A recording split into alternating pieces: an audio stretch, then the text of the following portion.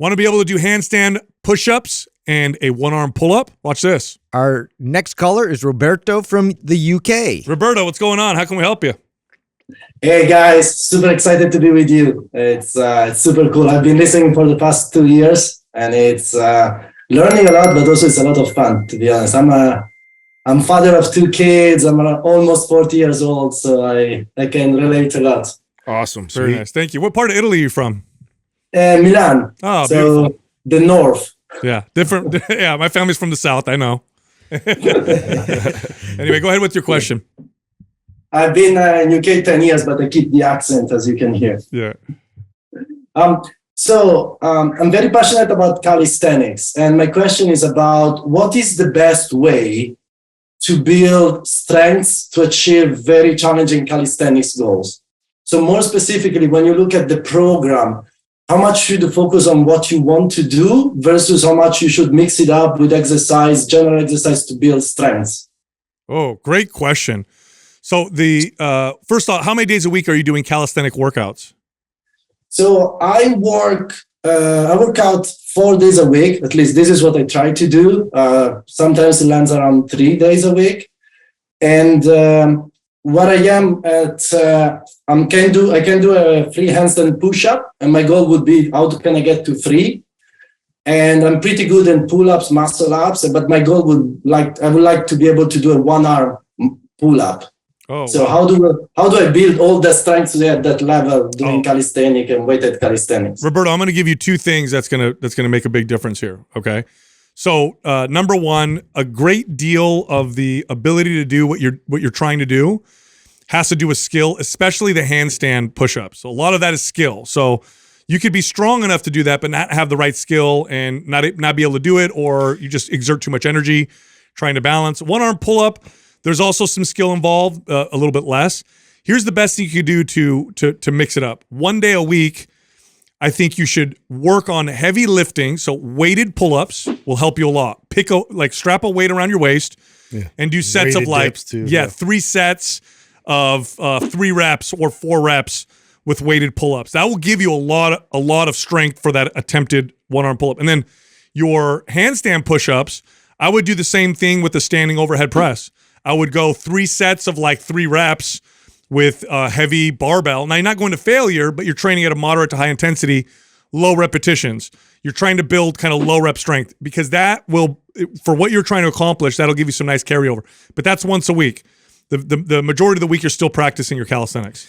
Yeah, and I mean, there's a process to this too. Like gymnastics is a very methodical approach to a lot of the calisthenics, and really, getting into positions that are a lot more intensive with gravitational forces. So, I wish I could refer to a very specific program, but the way, in terms of using tools and things for this, our suspension trainer is a good tool for this to really scale, from away from the anchor point, you can intensify the angle there. And you put your foot through the straps and you kind of push yourself back and kind of walk gradually into that position. You can also do that with a wall, where you just kind of start with that, and then you work your way up towards things like parallel bars that you put underneath, to where you can get even more depth, in range of motion and strength, and work on that exclusively. One thing really, though, with the calisthenics is body control. One thing too, in terms of working on that with gymnastics too, they'll do a lot of things like hollow body positions and rocking positions and things where you're actually connecting all the way from your fingertips to your toes. And so to be able to have that kind of strength and control and connection, I think is valuable to work on all that stuff to build the groundwork for being able to control your body, doing what Sal says in terms of strengthening your body with load. But a lot of core work, a lot of intensive isometric positions that will help to kind of build and reinforce that connective strength. Roberto, are you following anything right now? Do you have a program that you either did yourself or did you buy somebody's?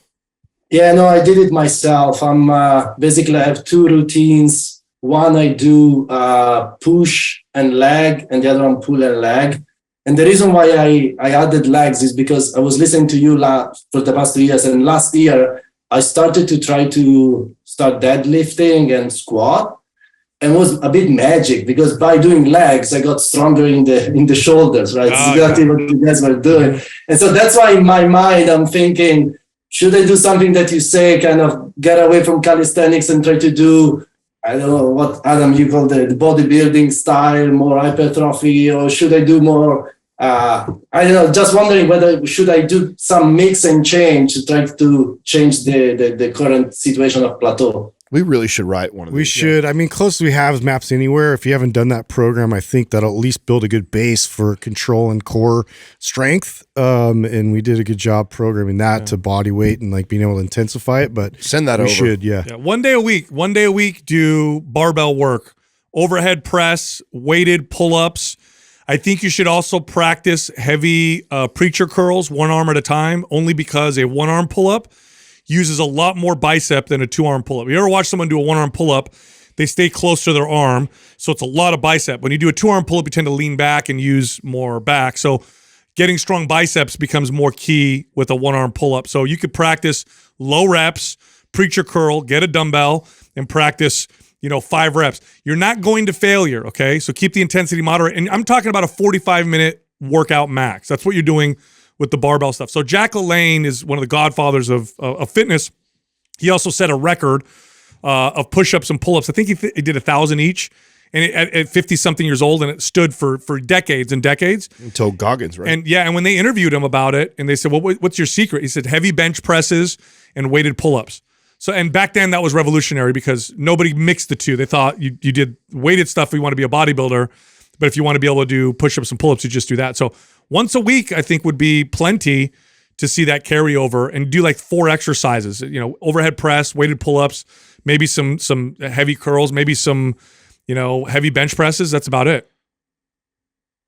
Will you keep deadlift and squats in the other days or something like that? It would be in that day. It would be on that day. So you could cycle those in. By the way, I'm so happy you came on to tell people how you deadlifted and squatted and you got stronger shoulders.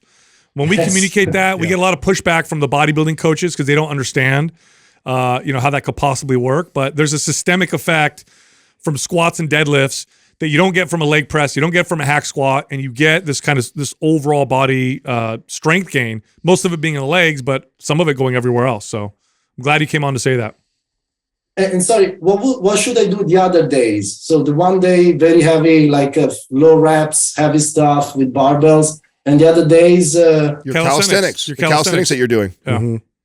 Okay, cool. And we're gonna send you, since you're kind of programming yourself, we're gonna send you Maps Anywhere, which has a bunch of calisthenics in there that you can pull from. So you can kind of take maybe what you're doing, or maybe you'll see some things in there that we programmed that you weren't currently doing that you could add in there.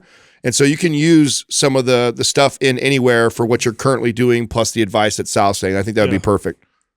Thanks a lot. Super cool. You got it. All right, Roberto. Thanks, Roberto. All right. Have a good one. You got it. At one point, I was trying to do a one-arm pull-up, and I didn't. I learned the hard way how much more arm there is in a one-arm pull-up than a two-arm pull-up. It's like so much more arm. You know what? There might be even. I know we didn't say it to him, but he'll listen to this. When he does his weighted pull-ups, is actually to intentionally keep it close and tight. Yeah. Because that will. It looks more like the form. Yeah, that's true. Even totally like true. scaling it where you hold your arm and then you go without your arm too. So and do like isometrics at the top. Yeah, that's true. We should have added all that. Well, I hope you're listening, Roberto. We ought to write a cal. I know it's not on the agenda. Depends how many DMs and messages we've had a few requests, but let's see if people. It's really not as high. I don't know. I feel like we'll see. When we talk about when we mention something like that, we normally get a big enough response when it's something that we need to do. So maybe if we get enough people telling us we need to write a calisthenic program, we will.